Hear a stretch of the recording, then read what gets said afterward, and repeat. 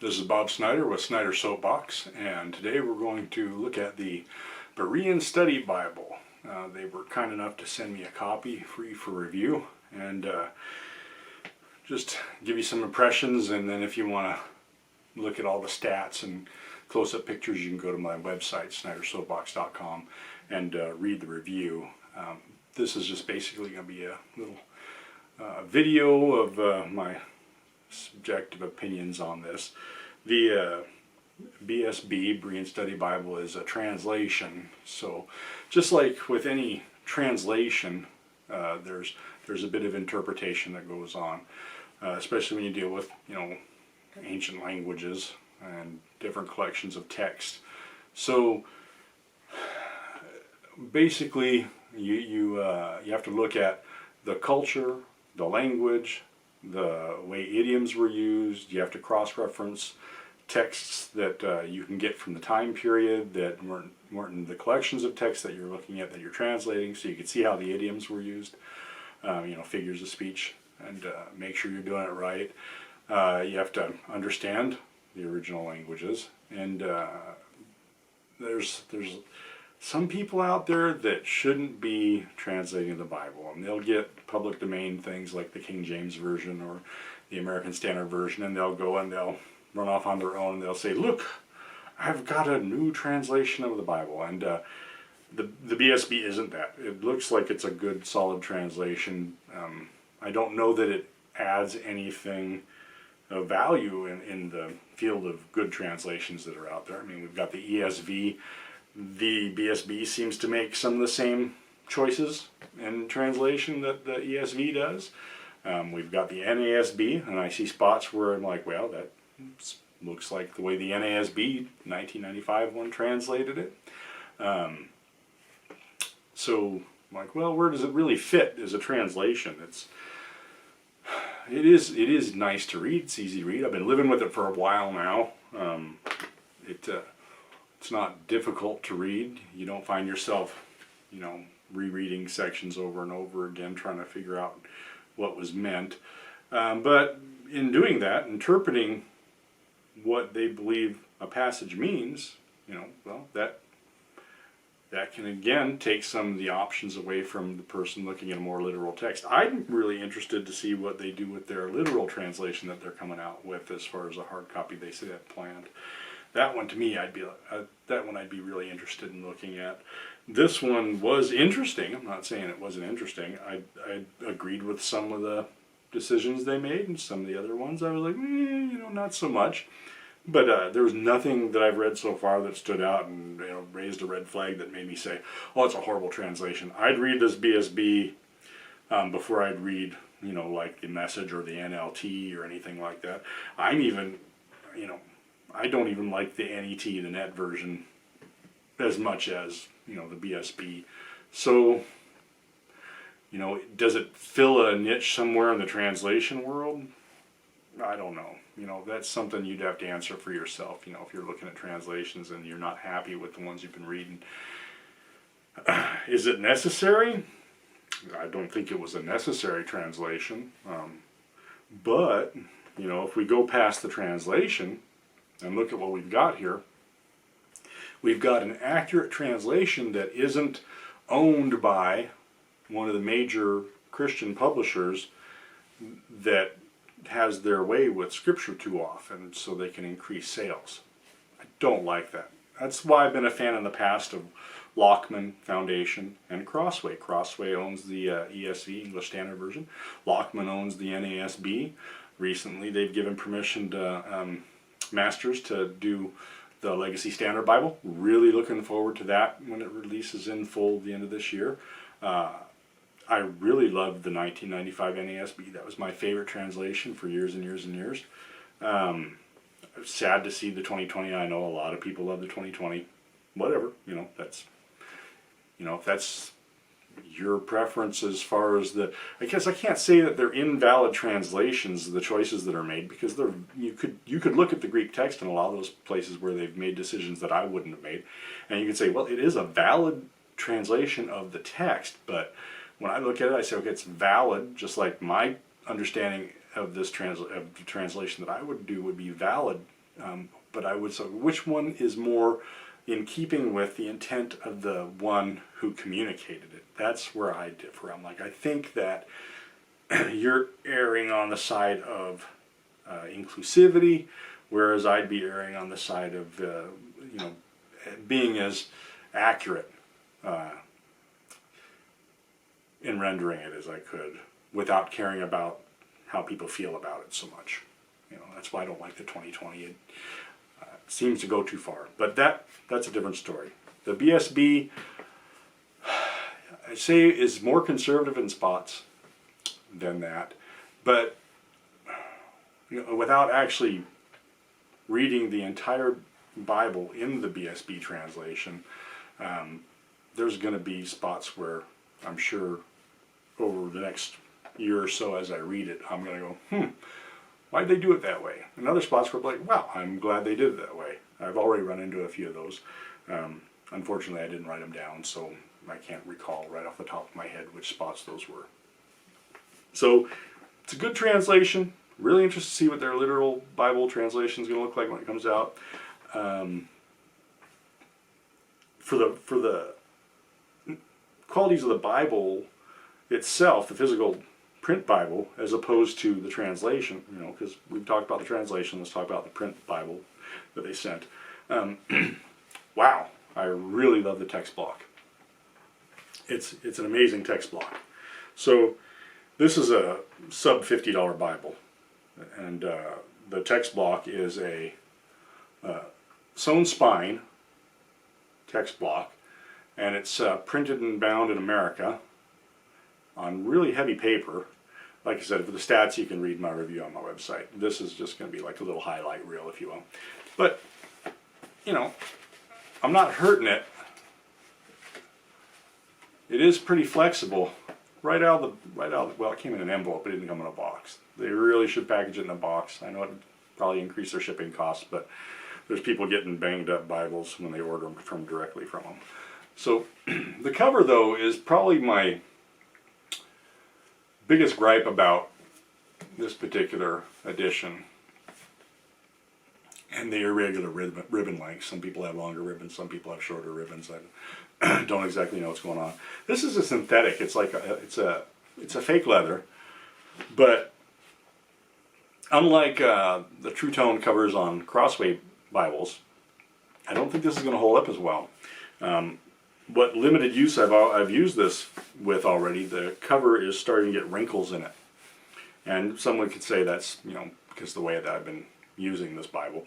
And, they're right. I mean, I'm not one to be delicate with the Bible. I'll fold it over and read it like this when I'm sitting in my chair, So in the morning, that's the kind of usage it gets. And then, you go from one page and I'll turn to the next, and guess what? Now I'm folding it over this way so I can, because it's not a little Bible, it's a big Bible. I mean, I suppose you could sit there like this. That's fine. I mean, everybody does it different, right?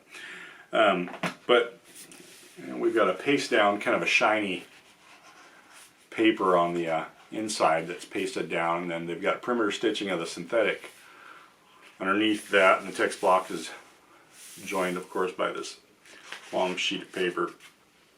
And you can tell that this is a sewn spine because you can actually see the threads in between the signatures when you open the Bible certain spots. I'll try to put a picture of that up on the website, but this is not a reference Bible. It's not a cross-reference Bible. It's not even really a study Bible. I know it says study Bible. It's not a study Bible. I think they mean more in the way of being a Berean and studying the Bible. But so if you look at the text block, and I'll have more pictures on the website, you'd see it's printed really nice and clear on bright white paper, and the notes that they have at the bottom are generally on the translation. So I find that really helpful. There's no page gilding, and yeah, who cares on a sub $50 Bible, right? I mean, this is going to be one you're going to be carrying around with you going places. It's going to get banged up. So, the more fancy stuff on it, the the more banged up it's going to get. I'd love to see this in not a pigskin leather cover, but like a calfskin leather cover for probably, like if I could see that for around between $60 to $80 with the same text block, I'd be like, yeah, that'd be something a guy might buy, but the translation is going to get more popular before people will be willing to shell out, anything over $50 for it. I know lots of people are buying these because of the text block and having them sent out and rebound in, really fancy covers. And that is an option with this because the quality of the text block. I mean, it's a really good text block for the price. So you get a solid translation and a really good text block, really good printing. I mean, I can't emphasize that enough. It's a nice job. I really appreciate the quality of it. So it is a double column, and it looks like it's a verse format, so it's easy to keep track of when you're reading. For all the stats on the font of the size of the font and the text, what font face it is, and the paper weight and all that kind of stuff, I'll have that up on the website. Just wanted to make a quick video so you could get an idea of, rather than static images, you could see dynamically. This is pretty flexible, boy. On top of that, it's big. It's not a tiny little Bible. The one ribbon marker that's there, this particular one is kind of a yellow gold color, and it matches the head and tail bands. You probably won't be able to see those too well in the video, but they're there. For the money, it's a bargain. It's a real bargain. I wouldn't hesitate to buy one and send them off as gifts to people. I would like a text block like this for my own personal use. I wouldn't have any problem getting something. I wish more people printed Bibles in the U.S. because it is actually, as far as I've been told from the people responsible, it's printed and bound in America. So, and even the cover is American made. So, don't hesitate to get one. And excellent specimen for rebinds. And just so you can get an idea of the size of this Bible compared to let's see what I've got. Let's compare it to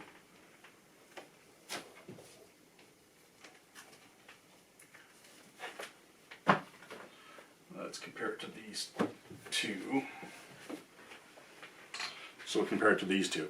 This is a Evidence Bible, New King James, Way of the Master. It's an apologetics Bible. But if you look at that one compared to the BSB,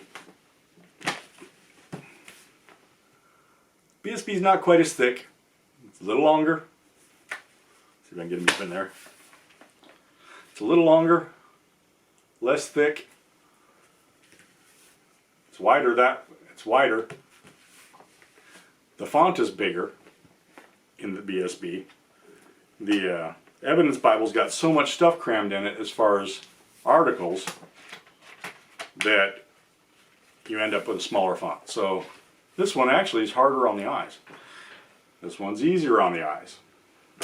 Now we'll compare it to a local church Bible publishers. And again, I'm not a KJV onlyist guy, so don't think I'm one of those wackadoos. I just happen to like the way that this particular wide margin was laid out, and it was in red leather, which I like red leather Bibles. I've got an R.L. Allen and Sons that's in red leather, but it's NASB readers. So let's compare these two. So the local church Bible publishers one is actually taller, and again more narrow. It's not as wide across. Pardon me. They're about the same thickness.